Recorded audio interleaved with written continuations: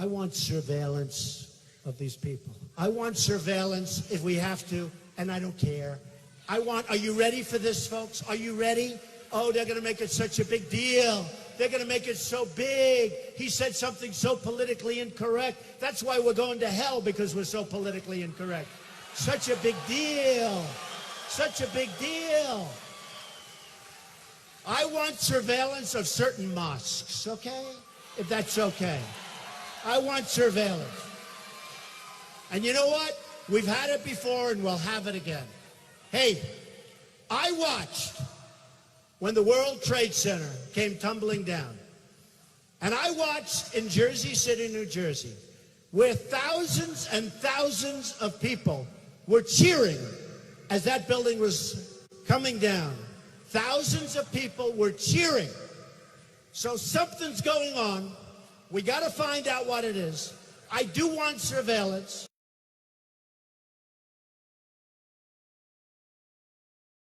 And I saw people, and I saw them on television, and I read about it on the internet, and I read about it. So they said, oh, we can't find anything, Mr. Trump. The reporters are calling all day, all night. They want to find out, did Trump make a mistake? So I have some good people. And they checked and they checked. And believe me, it's being cleared off, plenty of stuff. They don't like that, because that's not good for the liberal cause, right? But they don't like it. And lo and behold, I start getting phone calls in my office by the hundreds that they were there and they saw this take place.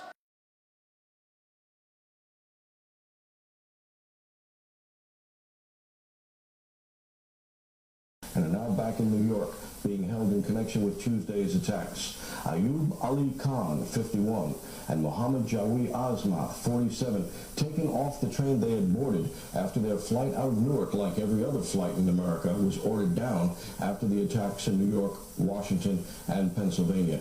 However, what no one outside the terrorist task force knows is that just a couple of blocks away from that Jersey City apartment the FBI raided yesterday, and where they had evidence removed, is another apartment building, one that investigators told me, quote, is swarming with suspects.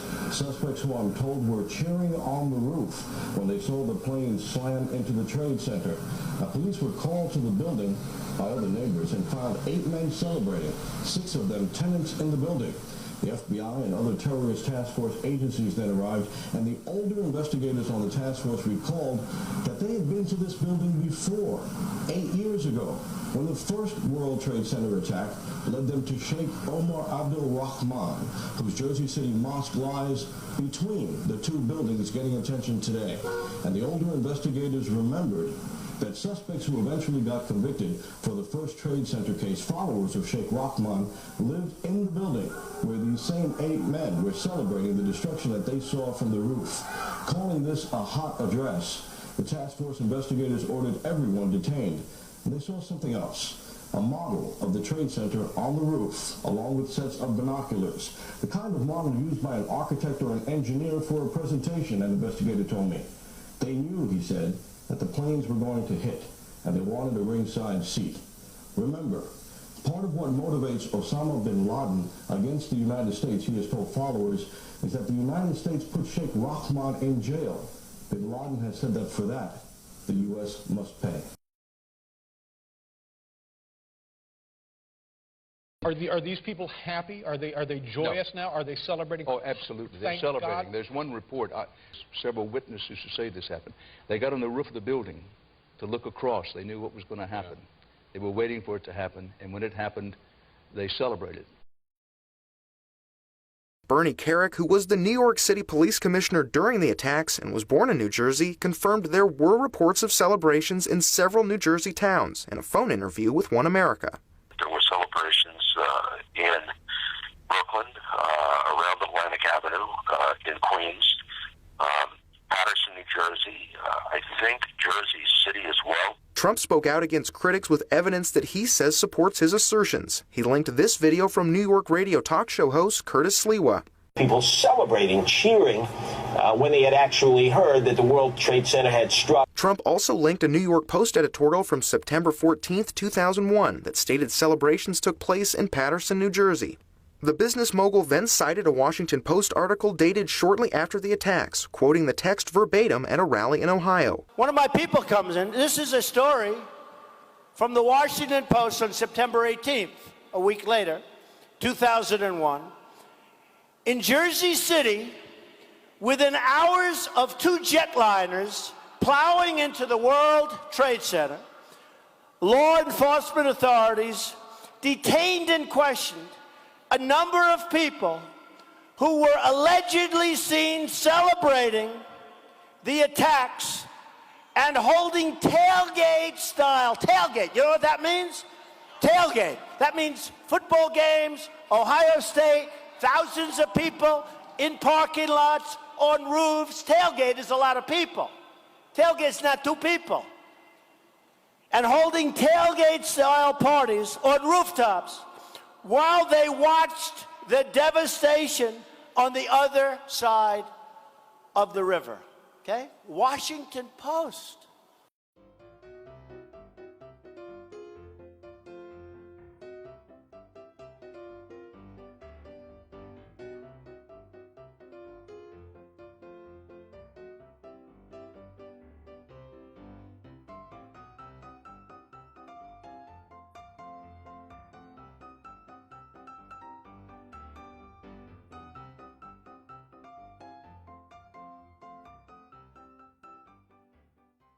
I don't know what I said. I don't remember. I don't know what I said. I don't remember.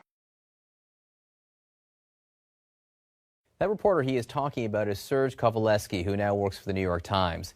As you can see right there, he suffers from a chronic condition that impairs movement of his arms. A Times spokesman says they find it outrageous that Trump would ridicule the man's appearance.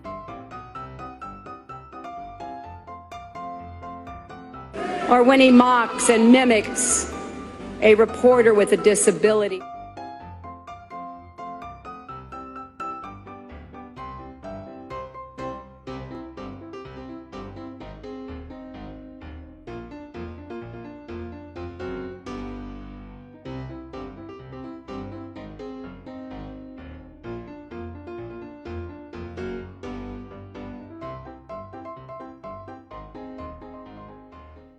Now, Serge Kovaleski, your reporting turned up the fact that Hernandez's link to the murder last week may have also led investigators to link him to the double homicide in Boston last year.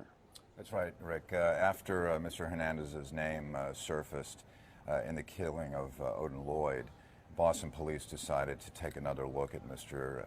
Hernandez. I don't know what I said. I don't remember. That's right, Rick. After Mr. Hernandez's name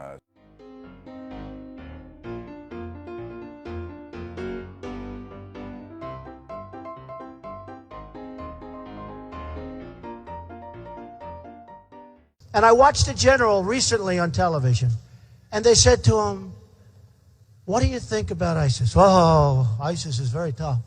Oh, ISIS is very tough."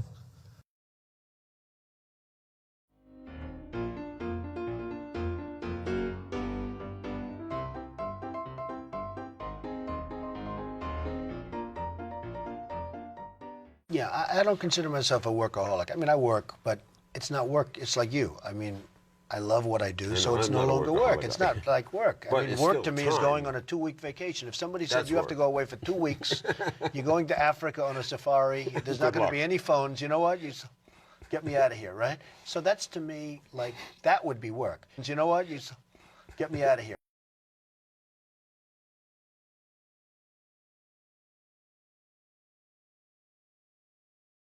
Because, you know, the banks now, they can't do anything. They're run by the regulator. When you see the president of the bank, I mentioned the word regulator. When you see the president of the bank, I mentioned the word regulator.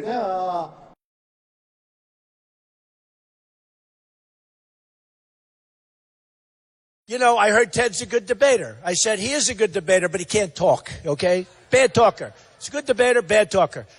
So he's over here. They asked him about waterboarding. They said, "Senator Cruz, what do you think of waterboarding?"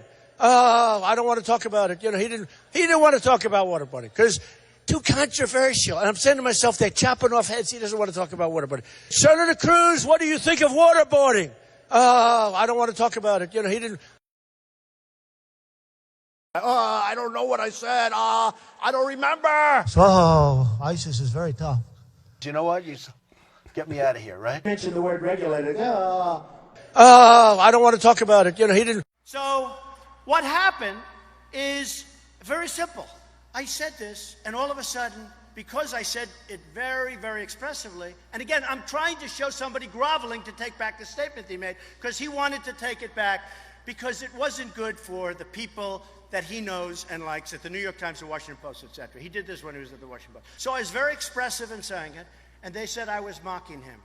I would never mock a person that has difficulty. I would never do that. I'm telling you, I would never do it. I would never do it. I would never do it. I don't care if I liked the person or didn't, and I don't know this person. So now this person is going around saying, I did know him, that he reported on me in the 1980s, and all of that stuff, right? I don't know him. I really don't know him. I was very expressive in saying it. I don't take that back because the person was groveling in terms, if you read his statements about, well, did you say this and did you write this paragraph? He was really grasping for straw. And I will tell you that it is just such a shame when a disgusting newspaper like the New York Times, when some of the media, like CNN in particular, was just really unfair. When they say things that were so unfair, people that have disability, hi folks, people that have a difficulty, I cherish them. These are incredible people, and I just want to put that to rest. I didn't know him. It's possible, probable that I met him somewhere along the line, but I deal with reporters every day. Many of them I never even see. There are many people that I know even by name, although I don't remember his name, and I do have a great memory, but I will tell you, I don't know him. Now he's going, well, he knew me, and we were on first name. Give me a break. Give me a break.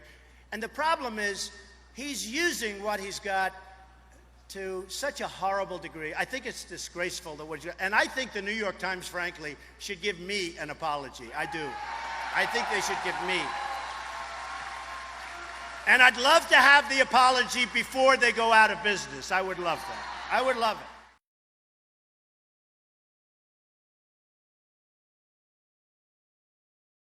That reporter that you didn't like what they wrote, they said you mocked his disability. Yeah, I didn't. I didn't know who the reporter was. He was groveling because he wrote a good story. Excuse me, I'll get it straight. For you, only for you. He wrote a story. It was a great story for what I was saying, because I said dancing on the streets or dancing on the roofs or whatever when the World Trade Center came down. About 9/11. Right. This guy worked for Washington Post or one of the newspapers. He wrote a story sort of indicating that I was right. And then all of a sudden, that was many years ago, that was when it came down. Then all of a sudden, he took the story back when people started calling him about it. Well, you wrote the story. Trump was right. Did you write the story? And he was groveling. He didn't know how to answer it. He was trying to say that his story was wrong. I had no idea what he looked like. He said he met me and I knew. He said he met me in the 1980s. I had no idea. I spend millions of dollars making buildings good for people that are disabled. Okay, millions and millions of dollars. Do you think I'd ever do a thing like that? What I was indicating was a man that was groveling. He was groveling to try and change a story that he had written many years before so that it worked out badly for Trump. So I do that, and they said I was mocking his disability. I had no idea that he was disabled, none. He said I met him before, many, many years ago. I have no idea who he is. I don't know what I said. I don't remember. So ISIS is very tough. Do you know what? You get me out of here, right? Mention the word regulated. I don't want to talk about it. You know, he didn't.